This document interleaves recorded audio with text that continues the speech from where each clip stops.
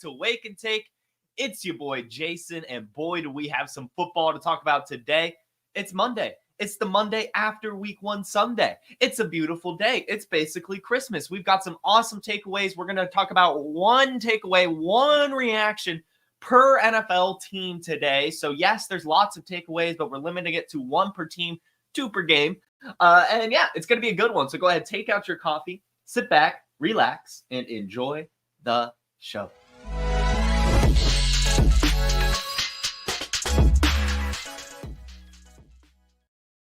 I gotta say, week 1 has been very successful for your guy. Lots of victory laps coming up on this show, but also lots of L laps as well as, pumping the brakes too.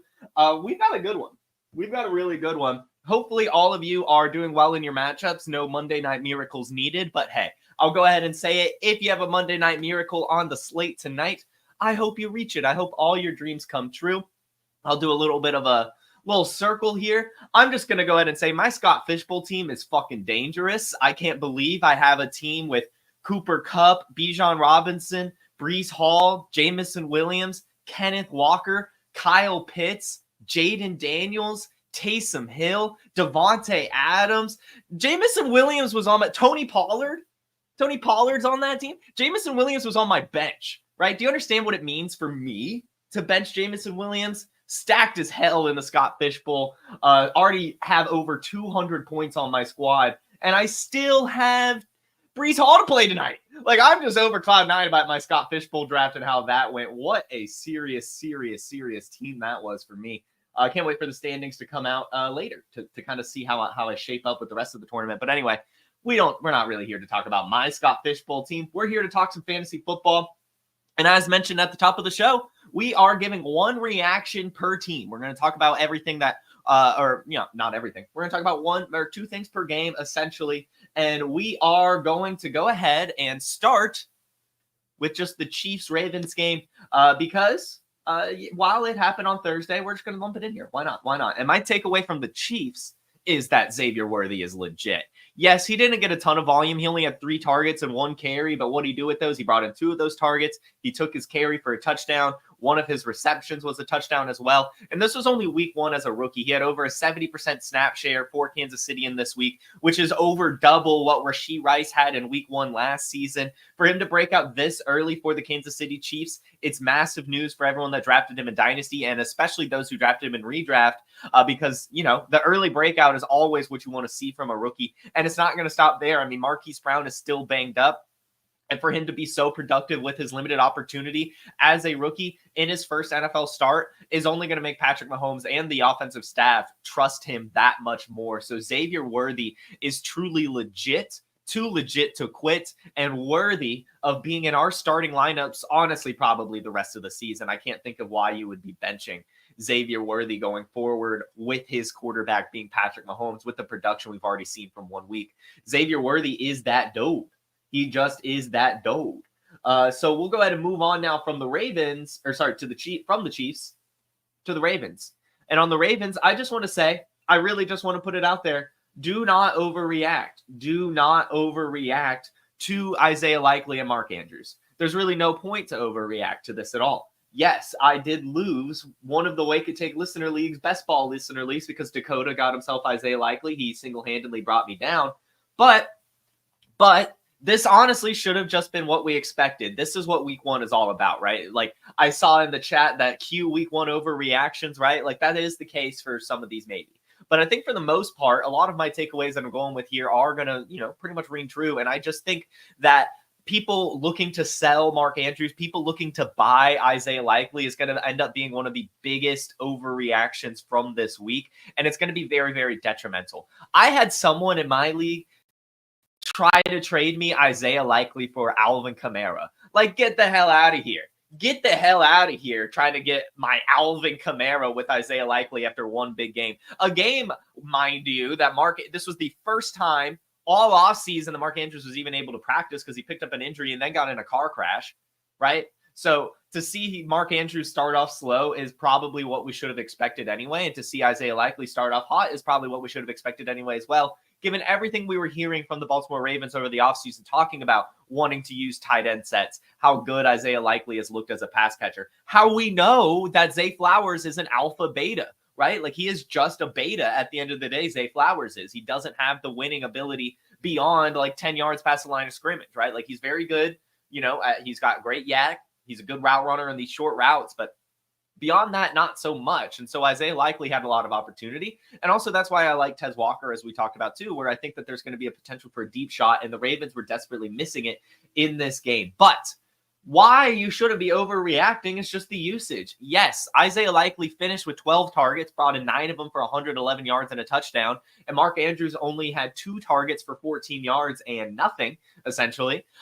They were pretty much neck and neck in terms of availability on the football field. Mark Andrews actually ran 59 snaps compared to Isaiah Likely's, and ran 38 routes compared to 35 of Isaiah Likely. So Mark Andrews was actually out there more than Isaiah Likely in this week. But I think literally ahead of the game, Mark and the coaching staff probably said to Lamar, hey, Mark Andrews is not 100%. In fact, he's like 60%. Don't really throw him the ball. There's not much usage to give him the ball. Just give it Isaiah Likely. And so, I mean, yes, I do think Isaiah Likely will establish himself as a pass catcher in this offense. But I still do think by the end of the year, it's got to be Mark Andrews. Like, it's Mark Andrews. So if anything, try to get Mark Andrews while you still can, right? Definitely try to get him while you still can. Anyway, so that is the Chiefs Ravens. We can move on now to the Packers Eagles game, which was pretty disappointing, right?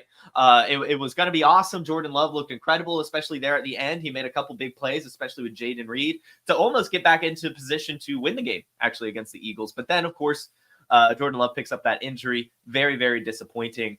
So I just want to say, really, while Jaden Reed looked incredible in this game, while Christian Watson and Romeo Doubs also got a decent bit of volume, the player you want from the Packers right now with this Jordan Love injury is going to be Josh Jacobs. And I know Josh Jacobs started off slow. I remember my Twitter timeline just being filled with Josh Jacobs is dust. Josh Jacobs is over. Well, he ends the day with 84 rush yards off of 16 carries and also has 2 receptions off of 3 targets for 20 yards.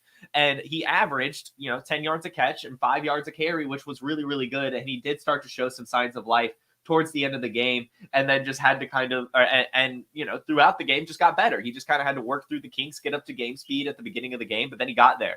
And this is Josh Jacobs. We're talking about a guy who has just done nothing in his career but handle massive workloads and be productive. With Jordan Love gone now for the next few weeks, Josh Jacobs is probably going to be relied on heavily. Malik Willis is not a good quarterback. Now, this might suck for the Packers, really. I mean, even Josh Jacobs, as I'm talking about acquiring him, I could see him having a rough next few weeks. I'm expecting defenses to just completely stack the box. Malik Willis literally cannot do a single thing. So I do hope the Packers bring in a different quarterback. But for now, get Josh Jacobs. I think that you can definitely get him a little bit cheaper right now, especially with the Jordan Love deflation in the offense and the fact that he started off slow in this game, didn't score a touchdown or anything. I think Josh Jacobs is very, very acquirable right now, but you can't very often get running backs that get that type of opportunity as easily as you can Josh Jacobs right now. So I would go ahead and get that guy on your team. And then for the Eagles, as expected, right? Like, this was one of the craziest things to me is how cheap Saquon Barkley was. He should not have been a middle to late second round, sometimes even third round pick this year. He's going to get a ton of opportunity there in Philadelphia. He is a true hero RB, a guy who can handle massive workloads, a guy with insane athleticism, and a guy who in this game had 24 carries for 109 yards and 2 touchdowns, and also brought in 2 catches for 23 yards and another touchdown. He scored a hat trick in his first game as a Philadelphia Eagles. Saquon Barkley is going to be a league winner this year. Total stud, great value. Congratulations to everyone that got Saquon Barkley at his discount. I can't even imagine what the price to get him is right now at all. I really can't. It's probably ridiculous, and I don't blame him, right? I do not blame people who have Saquon Barkley not wanting to get rid of him anymore. He could literally be the Eagles offense this year, given what we saw from him in just his first week on the team, given what we saw from the abysmal tush pushes that the Eagles tried without Jason Kelce and failed both attempts miserably. It's going to have to come down to Saquon Barkley, not just as a runner, but also as a pass catcher out of the backfield. The offense did look really fun, and a big part of that was Saquon Barkley. So, Saquon Barkley, league winner. That's going to be one of my reactions from this week. Pittsburgh Steelers is the next one. We can talk Pittsburgh Steelers. Why not talk Pittsburgh Steelers? They beat my Atlanta Falcons. And as I said when we kind of did our little pick'em for this game, I did not expect Russell Wilson Steelers to beat the Falcons at all. And I did say the only way the Steelers win this game is if Justin Fields plays.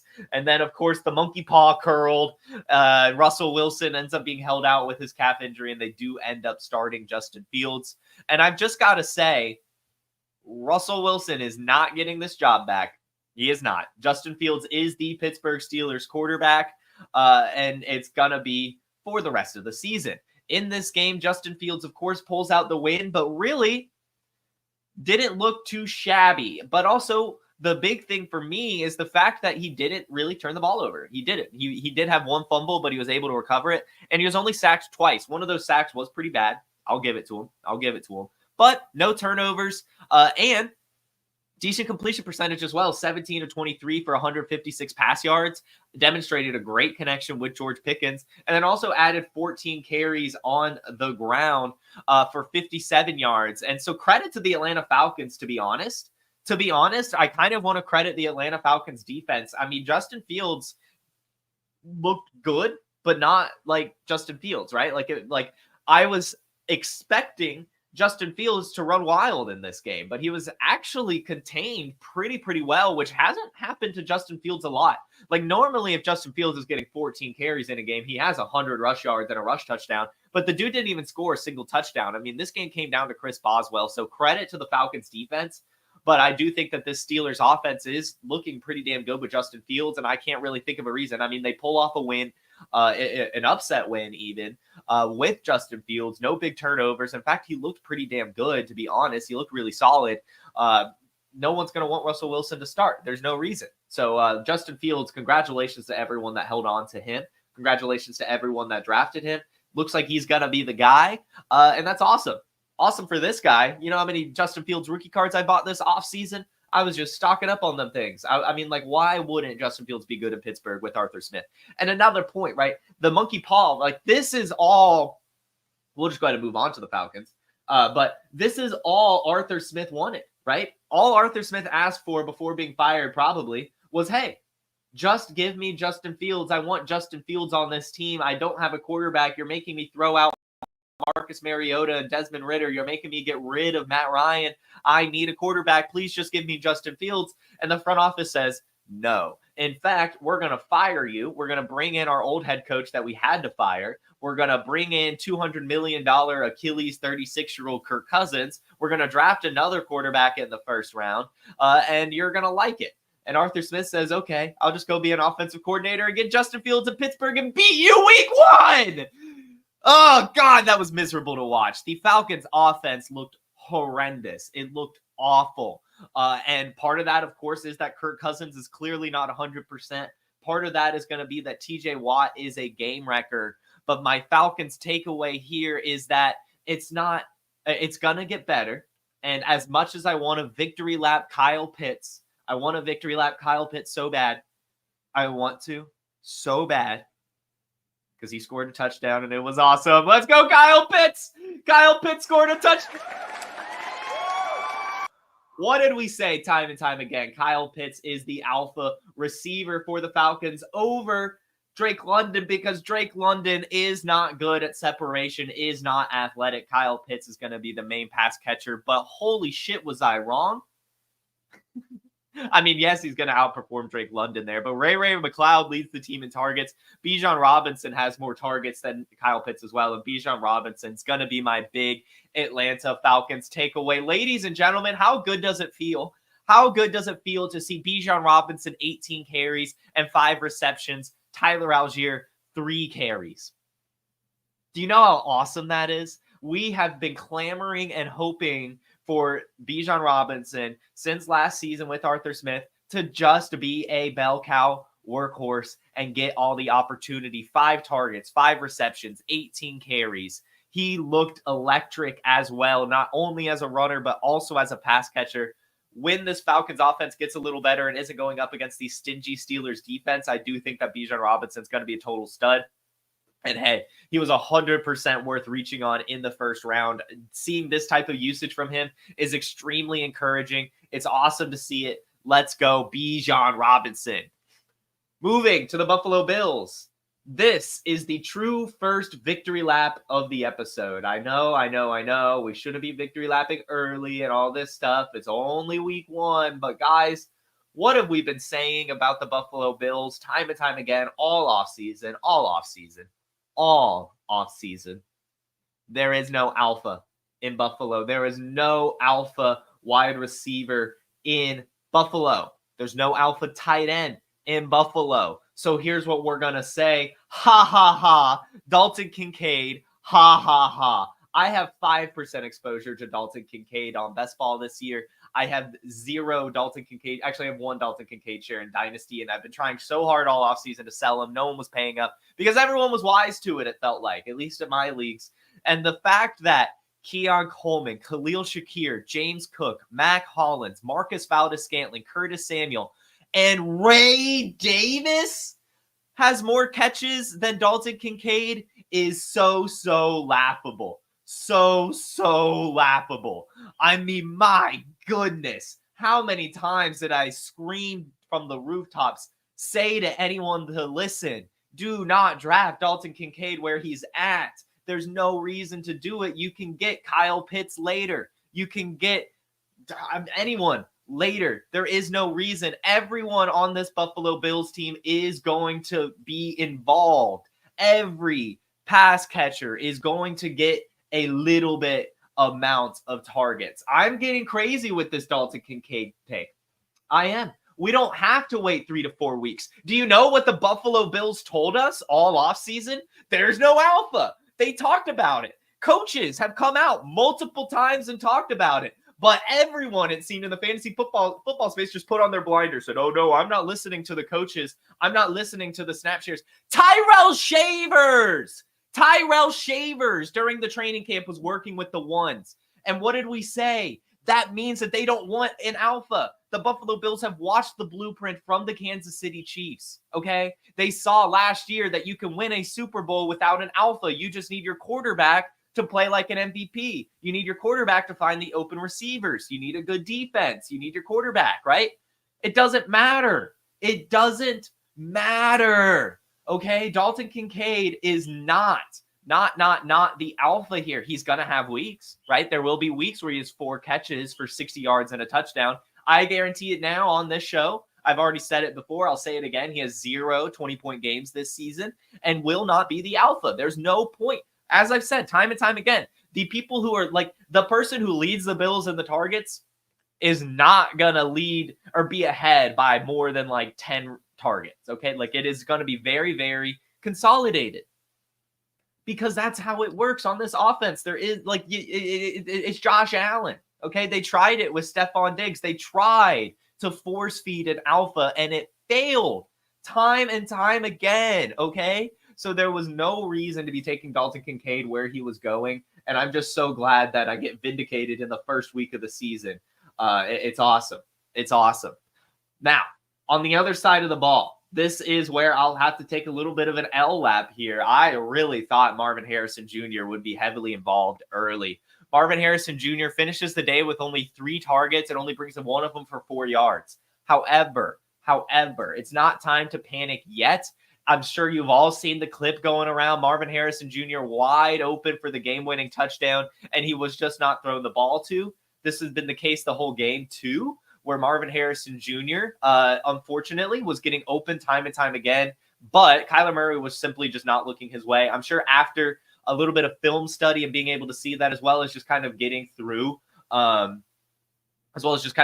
reads and stuff, he was just going to Greg Dortch. He was just going to James Conner, Trey McBride, the people that he's used to because it's week 1, okay? But through the course of the season, Marvin Harrison Jr. will heat up. Don't panic yet. In fact, go ahead and try to acquire Marvin Harrison Jr. while you still can because he's going to be a stud. He will, so don't get too crazy. Don't get too upset. Marvin Harrison Jr. Going to be fine, but definitely a little bit of a deflating week 1, but that's fine. He's a rookie. We've been spoiled over the last few years. It doesn't really matter that much. But, yeah, Marvin Harrison Jr., get him while you still can, I would say. Now, the next rookie that I want to talk about now is going to be Caleb Williams. And guys, this is what we should have expected. Again.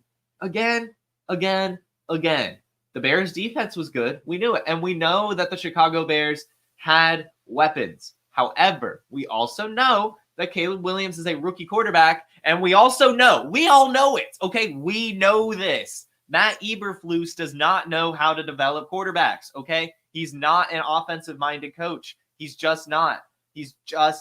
Okay? Caleb Williams was always going to start off slow, and that is why I said time and time again this offseason, sell him, do not trade for him, just offload him. You could have taken Caleb Williams and got Jaden Daniels plus. You could have taken Caleb Williams, and I know Jordan Love got hurt, but you could have gotten Jordan Love plus. You could have got Kyler Murray plus. You could have gotten any actual proven quarterback or other rookie quarterbacks with a nice cherry on top. But we were so excited about what Caleb's could do instantly. We're so spoiled by what CJ Stroud was able to put together last year that we forget that rookie quarterbacks can come out and throw for less than 100 yards in their start. Now, credit to Caleb Williams. He does not turn the ball over, which is awesome. Good news for him. No interceptions there. But less than 50% completion percentage, less than 100 passing yards, and no wide receiver had more than 40 yards. In fact, no one on the team had more than 36 yards. DJ Moore leads the way with 5 receptions for 36. If you have Caleb Williams, you've just got to hold him. Luckily for me, I was able to sell my only Caleb Williams share. I was able to get Josh Jacobs and Drake May and a single quarterback. And I just think that's going to be fantastic. Caleb Williams will be fine over the course of the year. But as I said, basically, there was going to be a buying opportunity for him. And I felt that he would start off slow because why wouldn't you? Again, I don't believe in Matt Eberflus as a quarterback developer. I just don't. We saw it with Justin Fields. Justin Fields showed so many intangibles and was never able to develop, okay, under his tutelage. It's going to struggle here with Caleb Williams, but he'll get better by the course of the season. He will, credit to Keenan Allen actually leads the team in targets. That was a big surprise for me. But either way, Caleb Williams off to a rocky start, going to get better, not throw it for 4,000 passing yards. He's not. Maybe next year he will not have that good of a rookie season, and I'm sorry for everyone that was hoping for it. Now, Tennessee Titans. It's time for another victory lap. Who planted their flag on the Tennessee Titans specifically? And specifically, Tony Pollard. This guy. I've got 2 thumbs, and I'm a Tony Pollard truther. That's me to a T. As we talked about time and time again, the Tennessee Titans would not have brought him in and paid him the money if they didn't want to utilize him. Okay? And we saw last year Tony Pollard was unfortunately for Tony Pollard, recovering from an injury. But then as we saw towards the back half of the season, he came to life for Dallas last year. He was able to handle massive workload. He was able to be explosive. He was able to score touchdowns. And now with a full offseason of healing, he's good. And the Tennessee Titans needed a running back like him. Tony Pollard finishes the day with 16 carries for 82 yards and a touchdown, and then also brings in 3 catches for 12 yards. Tyjae Spears, on the other hand, only has 4 carries and 4 catches. So we're talking about 19 touches to 8 touches. And that's just incredible. That's just fantastic. Tony Pollard is going to end up being one of the steals of the draft. As we talked about, he was definitely one of the steals of dynasty value over the offseason. You could get him for so cheap this offseason. Like, he was in Nick Chubb range for no reason at all. So congratulations to everyone that held on to Tony Pollard, acquired Tony Pollard, drafted Tony Pollard. He's landed in an incredible offense.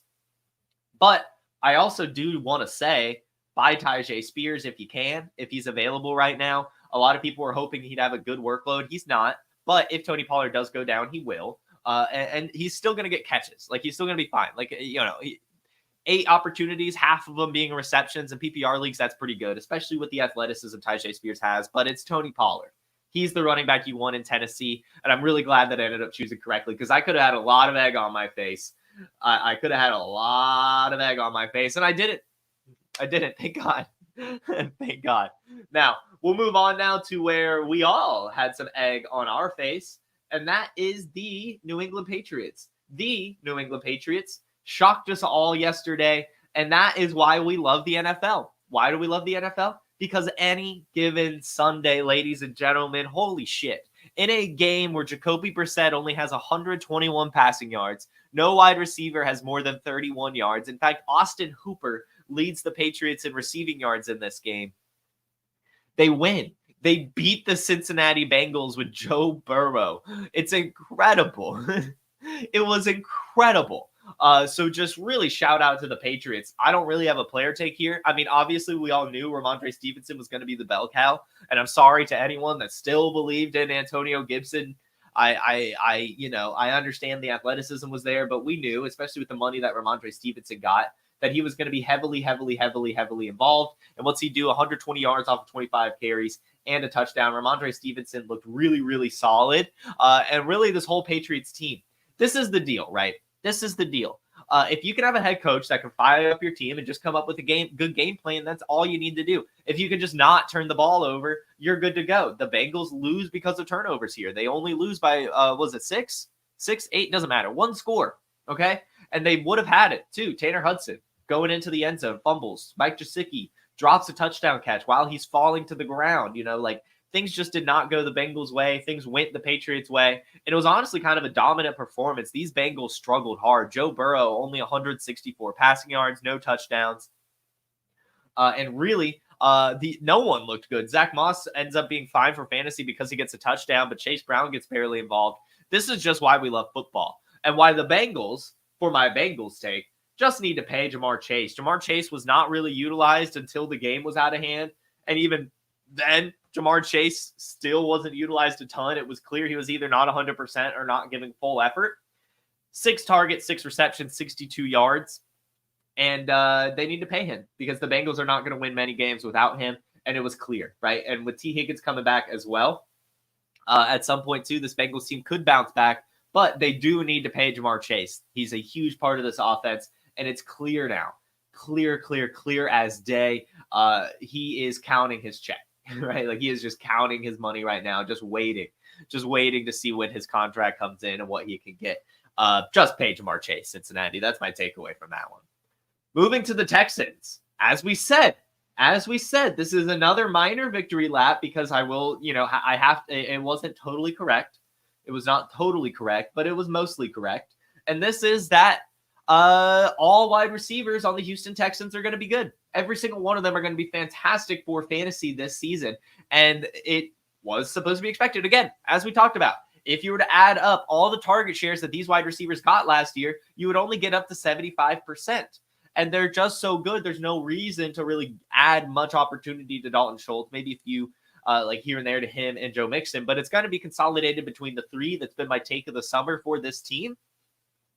But then also, I was pretty in on Tank Dell. I really felt that Tank Dell would be the man here over the 2 a little bit more, but it's going to be pretty even. And Stephon Diggs came out the gate hot. I did not expect it. Now, of course, the only reason he does well actually is touchdown. So I am curious to see how he looks over the course of the season, especially without touchdowns, because he had 6 receptions, but only 33 yards. So I do think that's concerning, but 8 targets for Nico, 7 for Tank Dell, 6 for Stephon Diggs. That's incredible stuff. All 3 are going to be heavily involved over the course of the season, and CJ Stroud's going to put together an MVP caliber season. It's going to be awesome. Get your Texans while you can, and perhaps use this opportunity to buy low on Tank Dell because he was actually second in targets. He was second in targets, had 7 targets, but only brought in 3 of them. So you can acquire him pretty easily right now. He's going to be good to go. Now, moving from the Texans, we can head on over to the Indianapolis Colts. And the Indianapolis Colts takeaway from this game is Anthony Richardson's going to Anthony Richardson. He finishes the day with less than 50% completions, 9 of 19, 212 yards, 2 passing touchdowns, 1 interception, but then also adds 56 rush yards and a rushing touchdown and just looked phenomenal. The Alec Pierce touchdown to open the game was just incredible. While he's kind of falling back, just able to chuck it 65 yards in the air. Ashton Dulin scores a touchdown somehow. This Colts offense looked pretty good. And of course, a lot of it came down to Anthony Richardson. And this is just how it's going to be. You don't have to be a prolific passer to be good for fantasy. In fact, you don't have to be a prolific passer to be good for the NFL. It's the Justin Fields thing, right? If you can just run an offense and limit turnovers and run out the clock, you're going to be fine. It's at least going to be competitive. And they, really brought it to the Texans in this game. So shout out Anthony Richardson. He's a total stud. Anthony Richardson, Anthony Richardson. Who cares about his completion percentage? I don't. He scored us fantasy points. Moving to the Miami Dolphins. Devon Achane. Devon Achane is a very, very fun one. Incredible performance for him. Only 10 carries for 24 yards and a touchdown. But what the big takeaway from Devon Achane is the slot receiver stuff, just working out as a receiver in general, is true.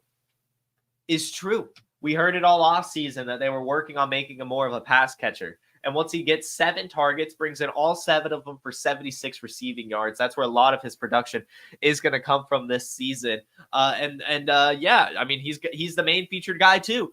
10 carries for him, 6 for Mostert, 5 for Jeff Wilson, right? So Jalen Wright, healthy scratch in this game. But do remember that Devon Achane was a healthy scratch last year as well. So Jalen Wright will be fine. They probably just didn't want to risk an injury. Didn't need him out there, especially with Jeff Wilson getting 5 carries. But Devon Achane's a stud. Looked incredible in this game. Going to catch a lot of passes, which I think is coming not necessarily out of nowhere, but we didn't know like what that actually meant, right? Like, yeah, sure, he's working with receivers, but like, does that just mean he's going to, they just think that he should catch passes better for his like 3-4 targets a game, or is he actually going to be featured as a pass catcher? And the answer is he's going to be featured as a pass catcher, which is just incredible news for people that drafted him, especially as his ADP fell all offseason. It just continuously got lower and lower and lower.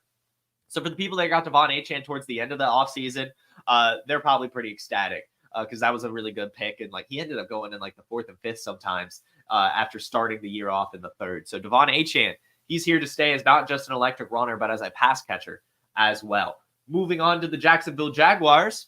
It is time to get excited about Brian Thomas Jr. In fact, he scores a touchdown in this game. 4 receptions for 47 yards, leads the team in targets with 4, ties with other receivers, but we'll just say leads the team in targets with 4, gets that touchdown. He's going to be huge this season. Again, to see early production from a rookie is all you could dream of. And Brian Thomas Jr. has athleticism for days. That connection with Trevor Lawrence is going to continue to blossom and grow throughout the year. If you can acquire Brian Thomas Jr. for the right price, do it. Downgrade from maybe like a DK Metcalf if you can even do that now. You probably can't even do that now. But either way, get Brian Thomas Jr. on your team. Those of you who drafted him are probably feeling good. And I mean, like he's going to be good to go all season, really. I mean, to have 4 receptions, 47 yards, and a touchdown in week 1 is incredible stuff. That's incredible stuff from him. Love some Brian Thomas Jr. Happy to see it. Saints.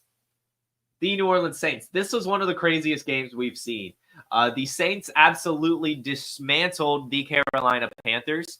But the big takeaway here is Alvin Kamara is going to have another incredible season. Alvin Kamara in this game, before it gets out of hand, 15 carries for 83 yards and a touchdown. Also has 5 receptions for 27 yards.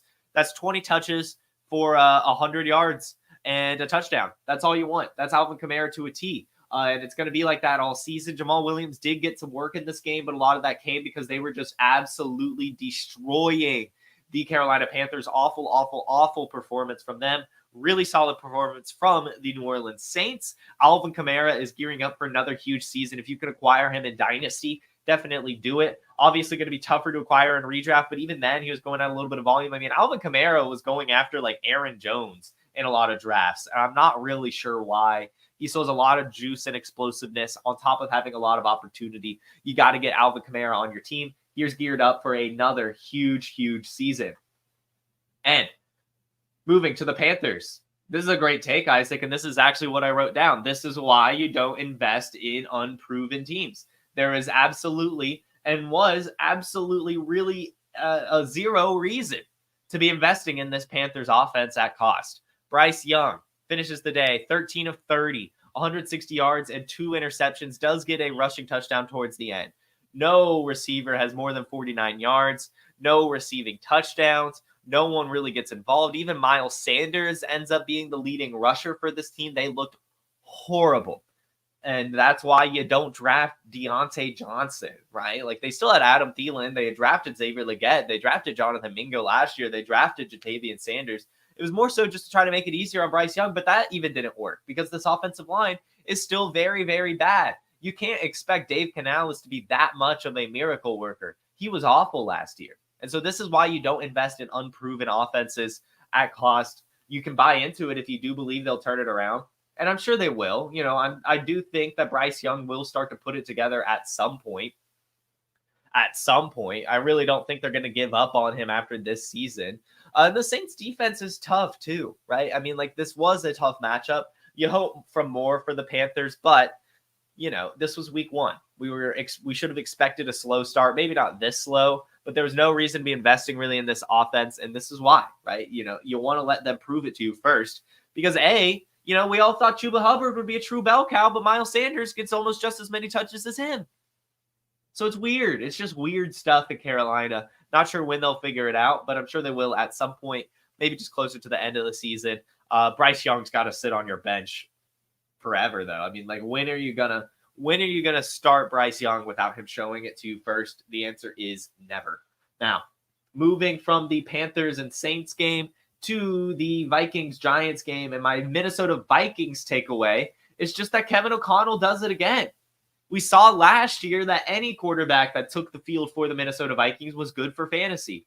And Sam Darnold was incredible. He only had 1 incompletion in the entire first half. Finishes the day 19-24 for 208 yards, 2 touchdowns, only 1 interception. Justin Jefferson leads the team in targets. Justin Jefferson gets 60 yards and a touchdown. Justin Jefferson does Justin Jefferson things. So congratulations to people that didn't fade Justin Jefferson, like Mr. Harry Snowman in the chat, like me in the chat, or not me, I'm not in the chat, but just like me, you know, like I wanted Justin Jefferson. I had him as my wide receiver 2 this season. Even with Sam Darnold, he's just going to get utilized. And I think that, of course, I would have liked to see a little bit more volume go his way, but still, Sam Darnold looked pretty damn good in this game. I'm sure he'll turn back into a pumpkin at some point, but for now, Kevin O'Connell does it again, and this Vikings offense looks pretty fun. Now, to the Giants, as we knew, right? We know this. Everyone knows this. Daniel Jones is going to lose his job. Rest in peace. It is not going to last long at all. Awful performance for him. 22 of 42, 186 yards, no touchdowns, 2 interceptions, only 15 rush yards. Looked abysmal. Awful. He's going to get benched very, very quickly just because of his injury guarantee, but also because of poor play. The Vikings defense is not as good as they made Daniel Jones look bad, okay? Like, it was just horrible performance from him, especially. Rest in peace, Daniel Jones.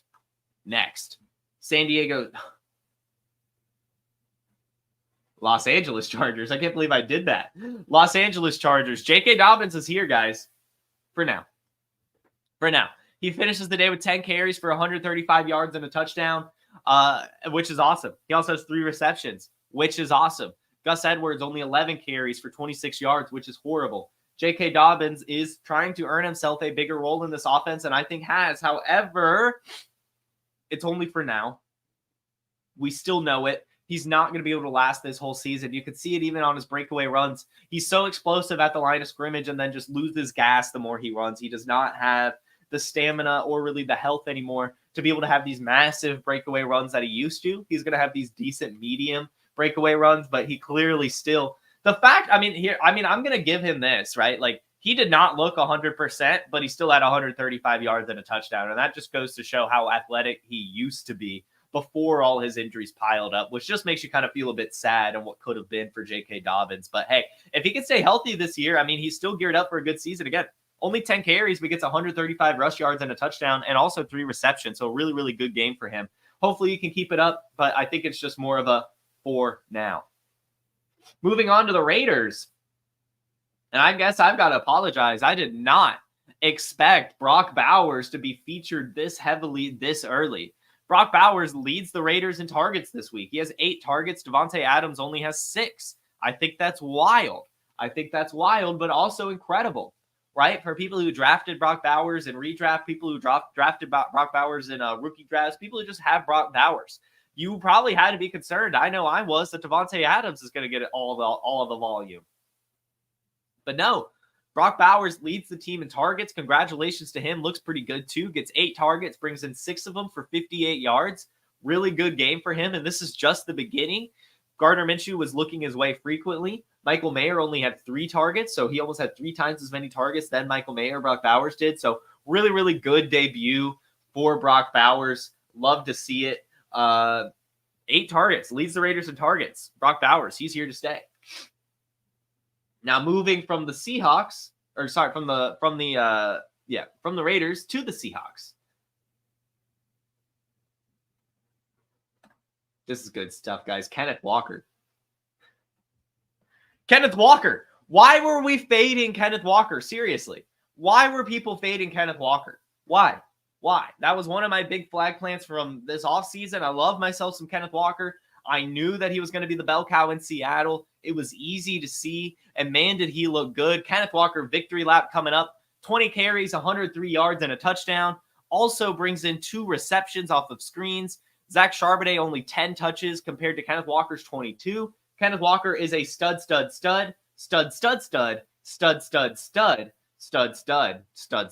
As I said, top 5 in rushing yards this season. He's going to be a true bell cow for Seattle. He's going to outperform his ADP. We were only a year removed from him being the dynasty RB1, and for some reason people were fading him because of Zach Charbonnet. Come on. Kenneth Walker, true beast. Love some K9. Looked incredible in this game. Let's go, Kenneth Walker. To the Broncos. What was my one Denver Broncos take? Really, I guess I technically 2, but it was one take together for the Broncos. You don't want to invest in this backfield. Why would you want to invest in the Denver Broncos backfield? Not only are they going to be bad, but all we heard this offseason is that there's no true bell cow, that they want to utilize a bunch of different backs. And in this game, Jaleel McLaughlin actually has the most carries. 10 carries for Jaleel McLaughlin, 27 yards. 8 carries for Javonte Williams for 23 yards. Audric Estime gets 2 carries as well. They were all involved. But Jaleel McLaughlin was the main one. 5 receptions for Jaleel McLaughlin as well. Leads the team in carries. This is why you don't invest in this backfield, because it was going to be a crapshoot, and there was no reason to do it. Because now I bet what you could do is probably go acquire Jaleel McLaughlin for exactly what the manager paid for him, or less even, right? And that's what I said. Time and time again, don't invest in this backfield. Let someone prove themselves first, because even if they do prove themselves, they're going to be cheap to acquire, right? Like, it's going to be a committee. And so that's why we were avoiding it. And if we wanted Broncos, we were just going for Bo Nix and some of the pass catchers. Trey Franklin ends up being a healthy scratch. Bo Nix doesn't look that good, but it is still just, the first week of the season for a rookie quarterback. I'm sure he can figure it out over the course of the year. But this is why we avoided the Denver Broncos backfield. In fact, I think this was the only backfield that I truly avoided. I have no Javonte Williams, no Jaleel McLaughlin. I have one Audric Estime dynasty share because he fell very, very far in an FFPC rookie draft. And I started Audric Estime because my other running back is Kamani Vidal. That team is shit. We've talked about it. I literally took on that orphan because the team was bad. I wanted to challenge myself. So that's my only Broncos backfield share, is one Audric Estime that I got in the 5th round in a rookie draft on FFPC. I just had to press the button, but I didn't feel good about it. But yeah, that's why you avoid it, right? You just don't. There's no reason to attack murky backfields, and especially murky backfields on a bad offense. There was no reason to do it. So that's why we did it. Already evidenced in week 1. Moving to the Cowboys. Ryan Flournoy's season is ahead of us, guys. Ryan Flournoy is going to happen still. I understand that Brandon Cooks looked good in this game. In fact, I will say this. Apologies to Brandon Cooks. I called him cooked all offseason, to be honest. And he looked damn good. 4 receptions off of 7 targets, brings in 40 yards and a touchdown. Has a carry as well in this game. Got utilized a lot, actually, and looked good. Again, scores a touchdown. So apologies to Brandon Cooks for calling him Brandon Cooked. However, the wide receiver 3 role is still wide open. Jalen Brooks, 1 reception. Jalen Tolbert, 1 reception. Kevontae Turpin, 0 receptions off of 1 target. Hunter Luepke gets mixed in here, right? Ryan Flournoy is going to happen at some point. However, my optimism to be wide receiver 2 looks a little less likely. Still going to be wide receiver 3 by the end of the year. He's going to be awesome, guys. Still get Ryan Flournoy while you can. I had to figure out a way to get him in here. But I mostly wanted to apologize to Brandon Cooks, who looked good. Really good pick, really. Really, really cheap in best ball, especially, which is exactly where you want Brandon Cooks. So, hey, pretty cool. Oh, Jamie putting out a cool tweet message here. Aubrey had a 66-yard field goal that was actually called back by a penalty. We know that Aubrey has a leg. He was awesome last year. So if he's available in a kicker league, sure, go get yourself some Aubrey. Not many people can kick 66 yards, and Justin Tucker looked washed in that Ravens game. Now, moving from the Cowboys to the Browns. And guys, ha, ha, ha, Deshaun Watson, ha, ha, ha. That's all we could say. Like, I have never had so much pleasure for a player performing bad than Deshaun Watson. I hate to say that. I don't mean to be mean or anything like that. But I don't understand the love for Deshaun Watson. I don't get it. Not only is he a shit person off the field, he hasn't shown us anything on the field since he's returned to football, especially in Cleveland, to make you want to draft him, to make you want to trade for him in Dynasty. He hasn't shown a single damn thing, and we keep just getting hopeful, right? Like, we're like, oh, eventually he'll turn back into Deshaun Watson. What if he just doesn't? What if he's just a broken man? What if he's just broken? What if he's just fucked up in the head? Which is what all the signs point to. I don't mean to be mean, but holy shit. Holy shit. The guy got his money. His thing is complete. His contract completely guaranteed. And he's bad now. He took a year off from football, then had the suspension. So almost 2 years off of football, and he lost it. It's impossible to get it back. It's impossible to get it back. Okay? It just is. And so I'm sorry for anyone that thought you were getting late round value. That's why we said time and time again to get Jameis Winston. Do you remember what Jameis Winston said when the Browns brought him in? He was brought in to mentor Deshaun Watson. He's like the same age. Like, do you understand what that means? It means that Deshaun Watson is fucked up.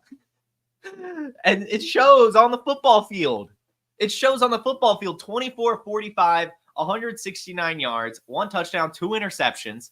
Does have 39 rush yards, which helps his floor. But a 9.4 quarterback rating. A 51.1 passer rating. He is broken. He's broken. He is not in the game. He's lost the mindset. He's lost the athleticism.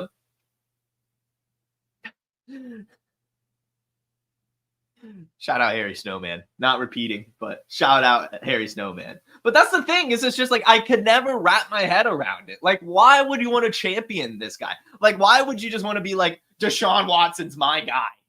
Why? And there were so many people doing it. Like, Deshaun Watson's the late round value QB that's going to give you a top 10 upside. No. No. A, the Browns run the ball a ton. And B, Deshaun Watson has been terrible since landing in Cleveland and has no incentive to perform well. Absolutely zero incentive to perform well. Absolutely zero. God. So it's just, I love seeing the crash and burn. I really, really do. This was one of my just most frustrating things to watch this offseason, is how many people were just like, oh, let's get him. It's time for Deshaun Watson. No, it isn't. It never was. It never was.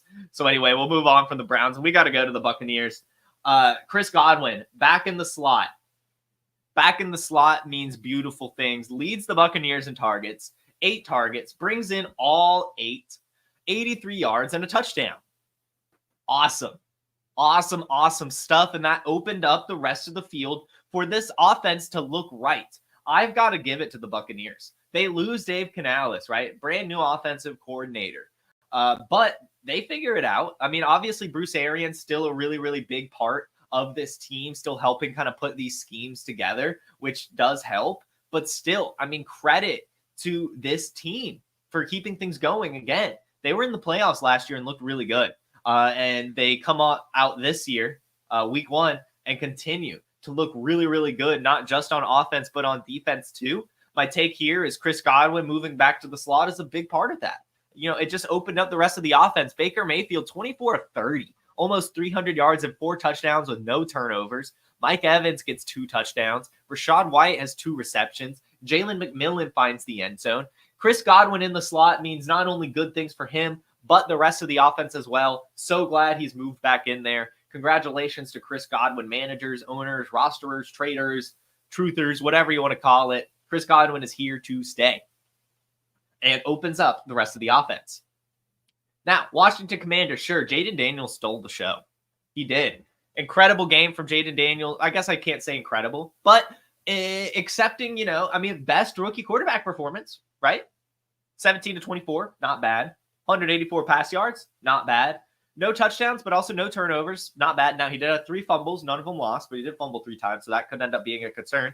But 16 carries for 88 yards and 2 rush touchdowns as well. Some of that coming in garbage time for sure. But, he looked really good. I guess not really good. He looked good. He looked really solid for a rookie quarterback. Stole the show. However, the takeaway for this game is Brian Robinson.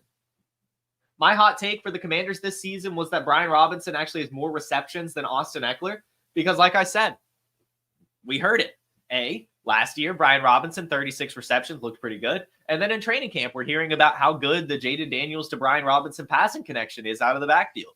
Brian Robinson is a true workhorse. He's a huge part of this offense and looked good. 12 carries for 40 yards and a touchdown, and also gets 4 targets, the same amount as Austin Ekeler, brings in 3 of them for 49 receiving yards. Brian Robinson is awesome. He's just awesome. He's just one of those running backs. My comp for Brian Robinson, he's the new Josh Jacobs, right? He has kind of the boring name, not very athletic, but can handle a workload and can do it all. Both from Alabama, too. But yeah, so that's my Commanders takeaway. Jaden Daniels may have stole the show, but Brian Robinson is a true workhorse, and you are able to get him after handcuffs. Like Blake Corum sometimes was going ahead of Brian Robinson for some reason. So I love it. I love it.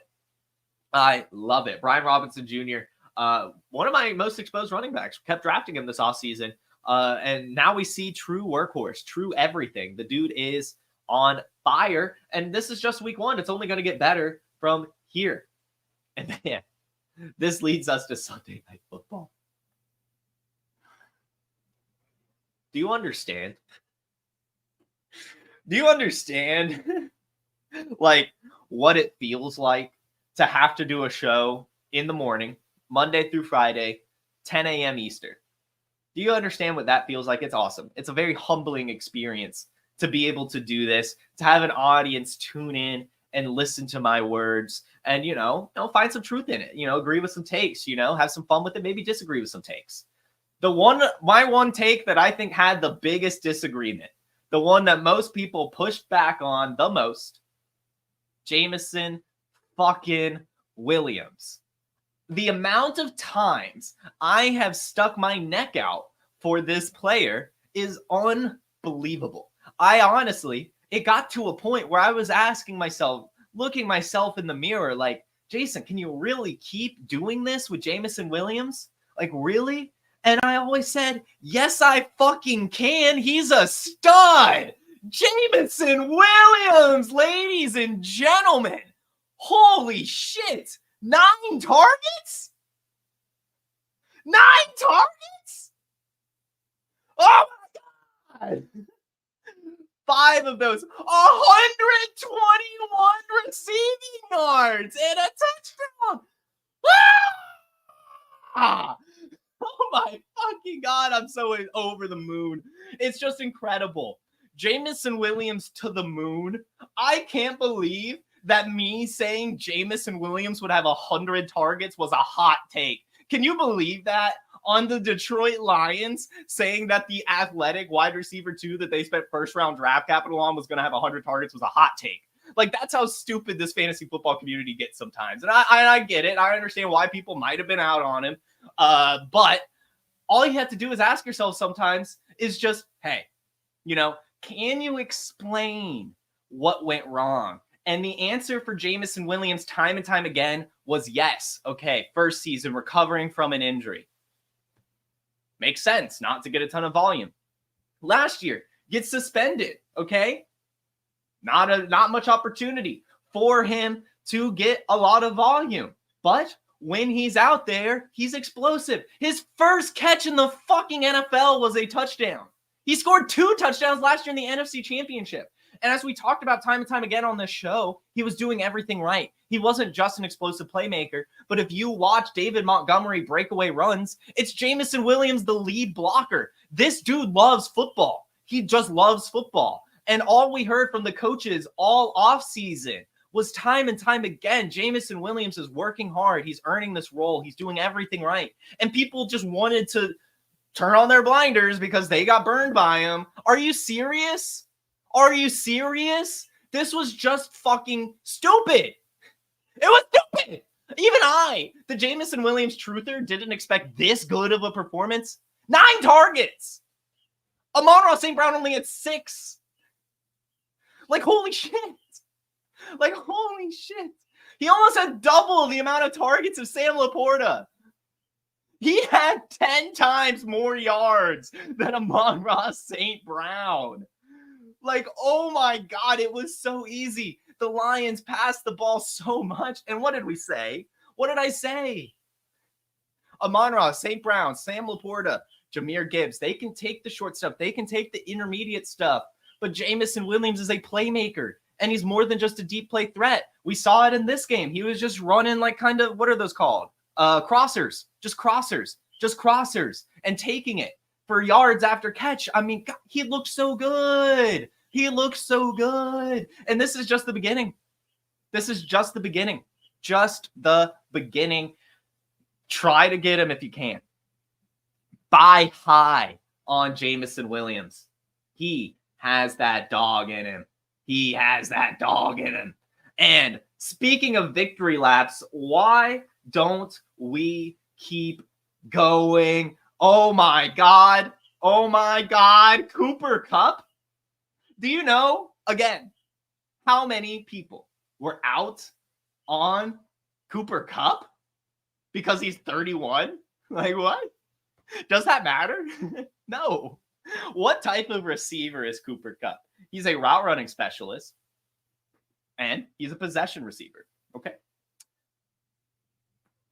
I mean, I don't get it. Why wouldn't Cooper Kupp be a stud? And this is, again, the thing. If you can explain why things went wrong, then things didn't go wrong, really. Really, at the end of the day. Cooper Kupp last year was not 100%. We saw it. He missed the first 4 games of the season and then was clearly not 100% throughout the season. That's why Puka Nacua was so heavily involved, right? But we saw it, okay, last year when both Cooper Kupp and Puka Nacua were on the field together, Cooper Kupp actually had more 10-plus target games than Puka Nacua. Cooper Kupp, despite missing 4 games last year, was top 10 in red zone targets amongst all wide receivers. Like, he is a huge, huge part of this offense. Puka Nacua this year even was still going to Cooper Kupp's house to learn from him. You don't do that if you're the wide receiver 1. Cooper Kupp was always the wide receiver 1 in Los Angeles, and you could get him so cheap, at least up until a few weeks ago, right? Like, that was one of my big flag plants was Cooper Kupp, outperforms Puka Nacua this season. They're probably both top 15, but Cooper Kupp is the alpha in Los Angeles. And that was a hot take at the beginning of the offseason. It ended up being more of a cold take towards the end of the year as people kind of caught up. But I'm just patting myself on the back because I never gave up on Cooper Kupp. And dude looked incredible in this game. Like, that sideline grab, the toe tap while running full speed. It's just unbelievable what this man can do on the football field. The connection he has with Matthew Stafford, and there was just no reason to be fading him. And who did we say was the best value quarterback this offseason? It's going to be Matthew Stafford, who finishes the day with 317 passing yards, only 1 touchdown, but threw the ball 49 times, and it's going to continue all season.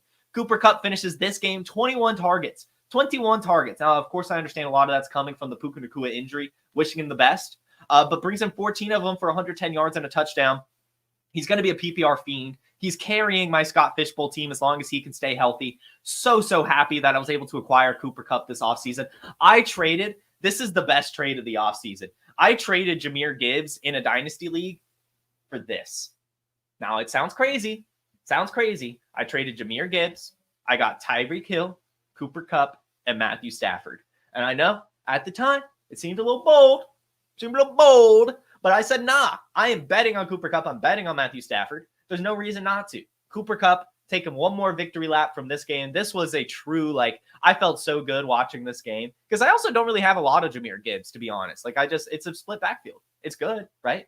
But anyway, Cooper Kupp, true stud, incredible. Got a victory lap by Cooper Kupp take because that was a big one for me this offseason, all over Cooper Kupp. I have 45% Cooper Kupp in underdog. So I hope I win some money this year. If he can stay healthy, I probably will. And Culture Watch says sell Cup and Dynasty if you're not top 14. Yeah, but I mean, the thing is, if you have Cooper Kupp, you probably are top 14. But yeah, if you do have him and you're losing, you probably could get a nice penny for him. I mean, especially with the Puka Nacua, if that news does come out that he's going to miss some time, definitely a flip candidate. And this is why, this is why I said sell Tyreek Hill.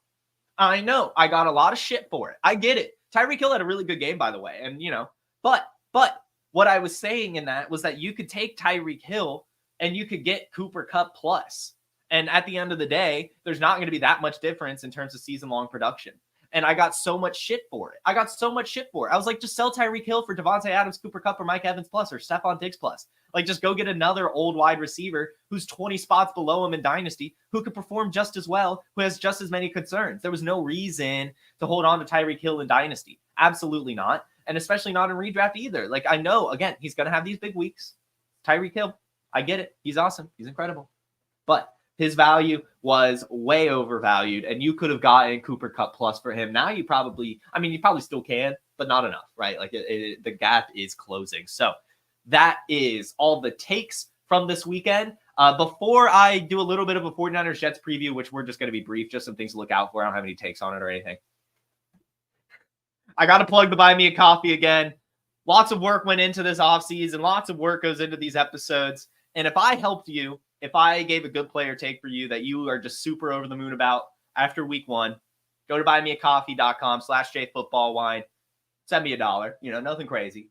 Send something my way to show and let me know what take I gave you as well. Just show a little bit of appreciation. I feel like I threw my neck on the line for a lot of successful takes that a lot of people weren't really talking about this offseason. I don't know. I like a little bit of flowers. I don't really mean to do this, but I'm feeling pretty proud of myself from this offseason. I think we did a good job here on Wake and Take. So if you felt that you enjoyed the show, you got some good insight, you appreciate what I was able to bring for you this offseason, any support is appreciated. Or you could also just go subscribe to my own channel. Like, if you don't have money, I get it. Like, I myself don't have a lot of money. That's why I'm asking for some support. But if you can't support it, I get it. Anything counts. But also, if you just want to subscribe to me, at JFootballWine on any social media. And do me a favor today in particular, if you're listening to this episode right now, if you're live, I want you to tweet at me. I want you to tag at JFootballWine and tell me what player you got because of me. I'm curious. I just want to know who you got because of me on this show in particular. Tag me on Twitter. Let me know. I'll reply. I just want to see it. I'm curious. A lot of work went into this offseason. I want to know what it led to. I do. I really do. Now, good question here. I need to make mugs, Donald. I need to make Wake and Take mugs. I do. I wanted to get them green, and I couldn't find a supplier that makes green mugs. They're all just plain white, but I guess I'll just suck it up and make a white mug with the Wake and Take logo. But anyway, let me know how I supported you this offseason. Let me know what takes you really agreed with and ended up kind of leaning into. I'm very curious. And now, the final bit of today, we have Monday Night Football tonight, 49ers Jets. Not a lot to talk about here, but just make sure that you tune in. And there's a few things that you want to watch out for here. A, how healthy does Christian McCaffrey look? To me, I think he's going to be 100%. I think he's going to get all of the opportunity really for San Francisco. I think he's going to look fine. So that's what I'm looking out for. But also just how involved is Brandon Ayuk? How involved is Deebo Samuel? Like, really, what does this 49ers offense kind of look like? Because they haven't had much time this offseason to gel together with Brandon Ayuk holding out and Christian McCaffrey being injured. I'm just kind of curious how they look. But I think most of us is the Jets, right? Like, all of us are mostly watching this Jets team. We're curious to see what Aaron Rodgers looks like, at post-injury, but also we didn't get to see him throw the ball at all last year. So we're watching Garrett Wilson. We're watching Breece Hall in particular. My take, again, on Breece Hall is that he's going to lead all running backs in receptions this year. I think he's just going to get targeted a ton out of the backfield. I think he's going to be a huge safety net for Aaron Rodgers this season. So I will say use this opportunity maybe to try to buy into Breece Hall if you can. I know he's expensive, but I'm really feeling a great season from him. And all it takes is one big performance to remind people what Breece Hall is. So anyway, that's really what we're going to be watching out for in this game. I didn't have time to put together tape picks or anything like that, so I might share it on Twitter if I get to it, like a DFS lineup or something. But this is a weird game to me. I think that it's going to go one of two ways, which is stupid to say these takes. I get it. I'm envisioning a 49ers blowout. I really I really do kind of, when I view this game, think the 49ers are going to absolutely hammer the Jets. I think that the Jets offensive line is going to have a very tough time in this game. But, it's football. I learned a lot this weekend. I guess not learned. I was reminded a lot this weekend what NFL football means. And that's that everyone's just so good. You spend all this time in the offseason, studying the fantasy football things. And you just get the rose tinted goggles or whatever. And you're just like, oh, it's touchdowns every drive. It's shootouts in every game. And it just takes week one to kind of be reminded, like, that's not how this goes. It stays pretty close. Most teams only score about 20. And you're lucky to get 3 touchdowns in a game from someone. But anyway, sometimes you just got to be reminded of it. We get so excited, especially as fantasy football analysts and players, about the offenses. And then we're just reminded how good defenses are. And in this game in particular, the Jets and Niners have incredible defenses. So it could honestly be a snooze fest. But I'm kind of feeling my Jason gut feel is a 49ers blowout. I think they're going to wreck this Jets offensive line.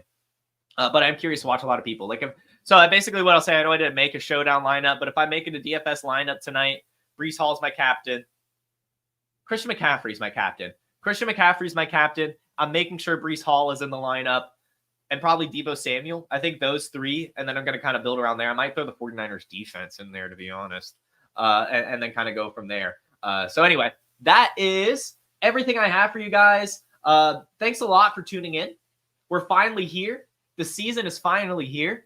Takes are flying. Reactions are flying. Wake and Take, Monday through Friday, 10 a.m. Eastern. Make sure you're here. Hit that like button. Hit that subscribe button. Follow the Wake and Take podcast via the link in the description. Hit the bell so you get notified when we go live. And make sure you clear your schedules to tune in tomorrow morning as we do the first waiver wire episode of the season. How fun is that? We're here. No more bullshit off-season hot take episodes. It's time for real advice. Hell yeah, brother. Football. Have a great day. Peace. From the Podfather to you, I deeply appreciate you tuning in. And many ask, what can I do? What can I do to help support the hosts, the research they do, the production costs? Go to PlayerProfiler.com, Dynasty Deluxe, World Famous Draft Kit, Rankings, DFS Dominator, and of course, data analysis. Subscribe to any one of those, and you support all of us and take Player Profiler to the moon.